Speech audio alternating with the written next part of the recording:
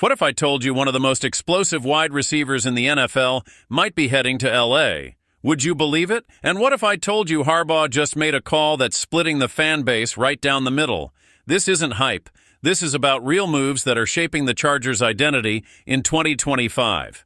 We're talking about a $110 million star being rumored, a surprise captain taking charge, and a storm quietly building in the background that could blow up the roster in 2026. The list of players hitting free agency is scary, so the question is, are you seeing what's coming or just hoping for the best? Drop your thoughts in the comments and let's ride. It's not every day a $110 million name pops up on the Chargers' radar, especially one that could fix the biggest issue from last season, the lack of reliable targets for Justin Herbert. But before you get too hyped, take a breath. Because what looks like a gift might actually be a test of nerve. It all started with a curveball from the Bears in the draft. They picked up Luther Burden, a young explosive receiver whose play style is eerily similar to DJ Moore.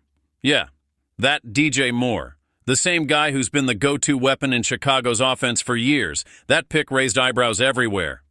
Are the Bears clearing the deck for a trade? Then came the buzz.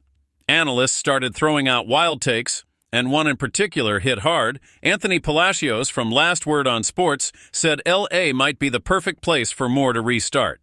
And here's the catch. Why would the Chargers go for this? Well, even with Trey Harris taken in the second round and Ladd McConkey showing promise, the wide receiver room is still one of the weakest in the league. Quentin Johnston, who was supposed to be WR1, keeps falling short, and some say he might be losing his spot altogether. So yeah, the rumor is this, a trade between the Chargers and Bears. Johnston plus picks to Chicago. Moore to LA. Sounds crazy? Maybe. But it wouldn't be the first time a bold trade reshaped an entire franchise. Moore had 4 straight seasons with over 1,100 receiving yards. Last year, sure, he dipped, but that was in a messy offense with a rookie QB finding his feet. Now imagine him catching balls from Justin Herbert. That connection? It could light up the league, but let's not get carried away. The Bears are thin at wideout. Trading Moore now would put massive pressure on Burden, a kid who hasn't played a single NFL snap yet. And with Caleb Williams trying to find his groove, losing your top weapon could slow everything down. So what looks simple is actually loaded with risk. LA would get an instant impact guy. Chicago would bet on the future, maybe too early. And in the middle of all this is the emotional factor. Chargers fans want an elite WR for Herbert, someone they can trust, someone who shifts the balance. Does Tom Telesco have the guts to pull the trigger? And would the Bears actually go for it? This rumor has already blown up online. Forums, fan pages, social media. DJ Moore is the name on every Chargers fan's lips. Some are dreaming, others are skeptical, but everyone agrees. If it happens, everything changes. While all eyes are on the trade talks, something else is brewing internally. A veteran already loved by the fan base might be about to hit the prime of his career, even after everything he's done. You know who I'm talking about? Derwin James. He's the heartbeat of the Chargers' defense, a leader on the field, an emotional engine off it, a guy who's made game-changing plays for years. But what if I told you? He hasn't even peaked yet? Sounds wild, right? He's been all-pro, but that's exactly what's coming out of the building. And it's not just hype. New safeties coach Adam Fuller said it straight. He hasn't hit his ceiling. There's way more in there.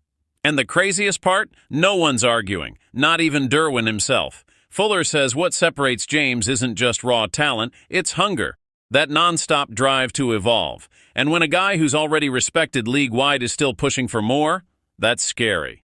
The coaching staff has a clear plan for 2025. Unleash Derwin like never before, and Jesse Minter's system might be the key. We saw glimpses last year.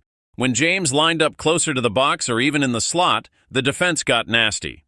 He became a moving puzzle, hard to read, impossible to ignore. His presence disrupted offenses before the snap even happened.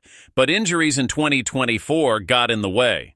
With guys like Tony Jefferson stepping in, James had to do too much. Still, his impact was off the charts. Now, with a healthier group and guys like Elijah Molden back, the mission is simple. Let Derwin be Derwin. Let him wreck game plans. Here's the part people aren't talking about enough. A fully unleashed, properly positioned Derwin James is a game changer. He turns third and longs into punts, forces turnovers out of nowhere, intimidates with just his stance. So the real question is, Are fans ready for the most dangerous version of James yet? Because if this coaching staff delivers, we might be witnessing something legendary. The buzz is real. Fans are saying he could chase Defensive Player of the Year if he stays healthy. Others are cautious, pointing to his injury history, but even the skeptics admit he's the centerpiece. With him, the defense has swagger. Without him, things get shaky fast. Harbaugh and company know that. That's why they're building the entire defensive structure around him, and that says it all. Now, while the defense preps for a leap, the offense just took a curveball, straight from Harbaugh himself. And it wasn't at a press conference. It happened live, on air, in the middle of a chill interview. What he revealed shook the fan base. Sitting in the studio on the Rich Eisen show, Harbaugh was breaking down the new O-line. Sounded pretty routine. But then casually, almost like a slip, he dropped this. Our center, our captain, Bradley Bozeman. That hit fans like a punch to the gut. Everyone thought the plan was clear. The Chargers had brought in Derwin James from the Raiders. Solid guy, seemed set to anchor the line, but nope. Harbaugh declared Bozeman the starter, even calling him the leader of the unit. That's when things got tense. Bozeman hasn't been great. His 2024 grade from PFF was 61.3, which is brutal if you're trying to make a playoff run. Meanwhile, Derwin James isn't elite, but he's younger, quicker, and has a better track record in pass protection. The fan base is split. Some trust Harbaugh completely and see this as a move for locker room chemistry. Others are fuming, thinking we're running it back with a guy who cost us at key moments last year. And here's the twist. Harbaugh didn't announce this in a press release or team update. He said it mid-convo, almost like testing the waters. If that was the move, well, mission accomplished. The forums lit up. Bozeman's a nice dude, but this ain't church group, one fan posted on Reddit.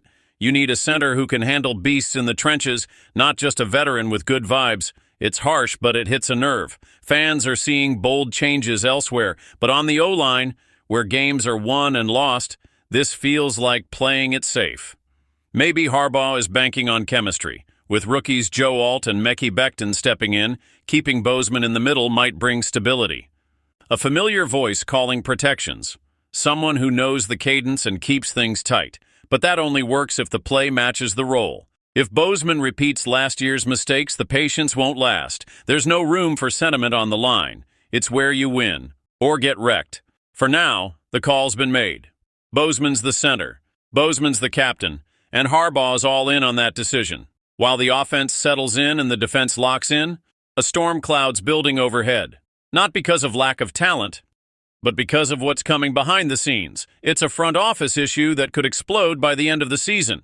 Chargers fans are used to seeing a talented team on the field, but now the stakes are bigger. The future of the roster is hanging in the balance, and not enough people are talking about the bomb that's ticking, contract chaos. 2025 is make or break. A ton of key players are set to hit free agency.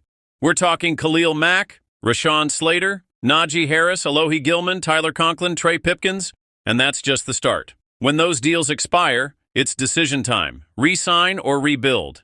That's why this year's rookie class is so crucial. It's not just about development, it's about finding real replacements right now. If the young guys don't step up in 2025, the front office is in trouble. There's no money to keep everyone. And without impact-ready backups, collapse is on the table. That urgency shaped the draft. Harbaugh and Joe Ortiz didn't chase stars. They chased fit. Guys who can play now, guys who can take snaps week one and hold it down. But can you feel the weight? Every bad eval could set the team back years. One O-lineman who can't block, one linebacker who misreads plays, one receiver who can't create separation. Each mistake becomes a hole in 2026. And the Chargers, who've been grinding to build a core, might be forced to let go of pillars. Fans are split. Some are hopeful, saying this staff will fast-track development like never before. Others are nervous, knowing the draft is always a gamble. And if the dice don't roll our way, Slater's a lock.